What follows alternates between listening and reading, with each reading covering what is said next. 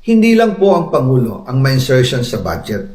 Pati po si Congressman Sandro Marcos, meron din pong pinapasok taon-taon. Noong 2023, may 9.636 billion pesos. Noong 2024, 20.174 billion pesos. At nitong 2025, 21.127 billion pesos. Lahat-lahat, ang kabuuan ay 50.938 billion pesos. At bawat taon po, sa tuwing dumarating ang BICAM budget process, lagi po may utos si Congressman Sandro na ipasok ang mga proyekto niya. Nalaman ko na lang sa mga contractor na galit siya sa akin nung pinag-uusapan na ang 2025 GAA budget. Ang sabi daw niya, ipatatagal ako at magpa-file ng maraming kaso laban sa akin. Kasi kulang ng 8 billion pesos yung insertion na gusto niyang ipasok. Ang dahilan daw, may mga contractor na nakapag-advance na sa kanya at dahil hindi na ipasok ang buong halaga, kailangan daw niyang magsauli sa mga yon. Para malinaw sa taong bayan, ilalabas ko po sa video na ito ang listahan ng mga proyekto na kasama sa mga insertions ni Congressman Sandro. So I have here sa aking phone, papakita ko muna bago yung video. A1 information, nakipakita ko na sa inyo. As of September 2023, 6 Forbes properties were sold at the right price to Tambaluslos. 6 to eh. Hindi naman sinabi kung ilan. Zaldico's newest house in Forbes has 2 basement floors to house all their money bundles. October 2, 2023, yan po yung date.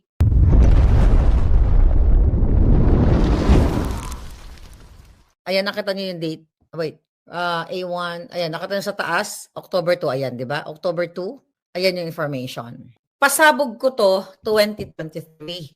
Sa mga nakanood sa akin, mga nakafollow sa akin, kaya po tayo may sash ngayon, Miss Vindicated. Ito po lahat ang ito isa sa mga kadahilanan kung bakit ako kinasuhan ni Zaldico. Pakita ko lang muna yung kaso sa akin. Nakita niyo ba yan? Yan, complaint defamation. Nakita niyo?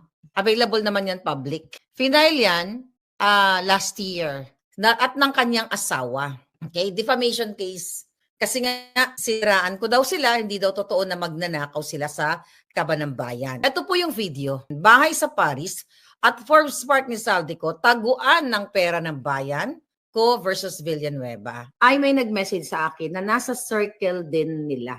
Okay? Nasa circle din nila Zaldico Langot na siya ay may ang asawa ni Zaldi ayon sa ating source o sa ating puting ahas mga kababayan ay doon dinadala sa Paris at sa Forbes Park ang pera nating lahat. Okay.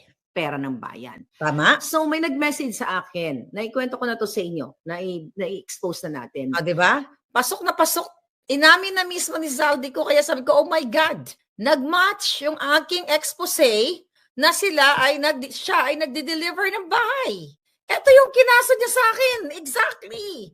Nag-defame ko daw siya. Di ba? Kaya I'm so excited sa case namin actually talaga eh. Pero anyway, sige, tuloy natin. Na bumili ng bahay o ng apartment sa Paris, France. Iba pa yun. Number 31, sorry for my pronunciation. Actually, may nag-expose din yan, di ba? Na taga Paris, nakakilala din nila.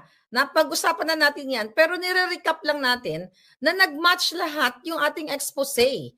Hindi tayo nagsisinungaling dito, mga kababayan. So, ayon sa ating source na nakamanman sa asawa ni Zaldico Langot, na kung saan, mga kababayan, ang asawa ni Zaldico Langot ay kolektor ng Hermes. Tignan natin, for mga Hermes. Itong bahay na, itong apartment na ito, kasi diyan bumili ng apartment unit ang asawa ni Zaldi. So ito, mga kababayan, pinuntahan natin. Pakita lang natin konti, pinuntahan ko sa Paris. Ito. No? Ayan, tingnan natin. Tapos pupunta tayo sa Forbes Park issue. So, hindi ka makapasok kasi merong... Pinuntahan ko sa Paris right? Ng 2023, Okay, so pumasok ako dyan, tapos then ito. Tingnan natin. Papasok sana ako. So, ayan. So supposedly papasok sana ako. Kaso lang, meron palang susi. Ayan, actually napaka-simple lang naman na apartment ko titignan mo. Pero nasa heart nga siya ng shopping center dito sa Avenue Mountain.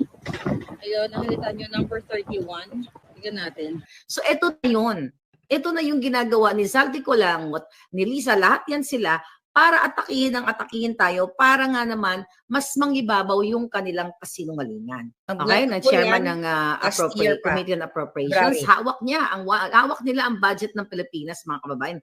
Magsimula sa tsinelas, sa paa, lahat, pati yata ng asawa niya ay pinasunutan ng Hermes. Mga anak, so lahat magsimula sa belt, naka-Dior, pajama, lahat. Di ba? Di ba dapat ang mga politiko ay mamuhay ng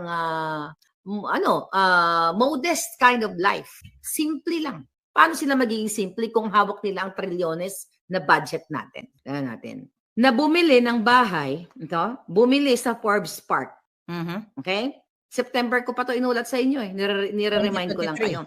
Bumili as of September 2023, actually 6 na Forbes homes, Forbes Park properties ang naibenta doon kay Tambaluslos.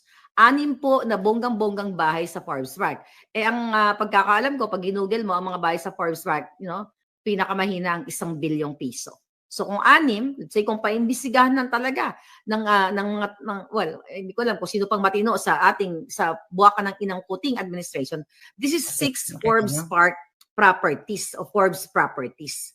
Ngayon, mga kababayan, ayon sa information, sa ating puting jahas, yung nung September ay meron ding property nga doon si Zaldi. So ano yun, niregalo ni Tamba? At doon sa basement, doon daw po nila nilalagay yung mga budget galing sa national budget. Doon nilalagay ang pera ng bayan sa basement. Kaya sabi ko, Senator Joel Villanueva, total, mainit ka naman sa privilege speech mo. Tulungan mo ang taong bayan. Bakit hindi ito ipaimbestigahan? Itong nakakarating na information sa ating channel na 6 na Forbes properties ang binili ni Tambaluslos at ang iba doon ay nasa pangalan o baka may dami o na kay Zaldi. Okay? At ng kanyang pamilya. Imagine nyo, may bahay sa Paris, may bahay sa Forbes, tapos may mga illegal na negosyo, di ba? May mga kickback. Okay? Itong mga impormasyon na ito, sinabi ko to sa inyo nung I think September. Okay?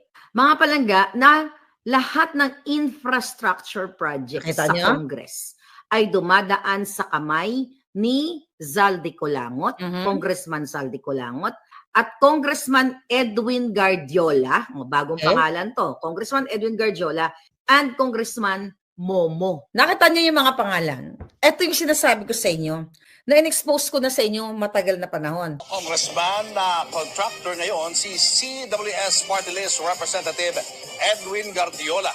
Abot daw sa 20 billion pesos na DPWH projects ang napunta sa mga kumpanyang konektado kay Guardiola. Sa Caraga, napag-alaman ng Billionaire News Channel na higit 1 bilyong pisong kontrata ang nasungkit ng kumpanya ng pamilya ng isang kongresista mula 2017 hanggang 2024. Congressman ng unang distrito ng Surigao del Sur.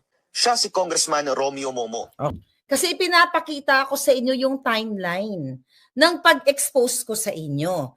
And also, naka-preserve kasi yung mga documents, yung mga information dito sa akin. Kaya hindi totoo si Bangag, yung pinapalabas niya na siya ang nag-expose nito.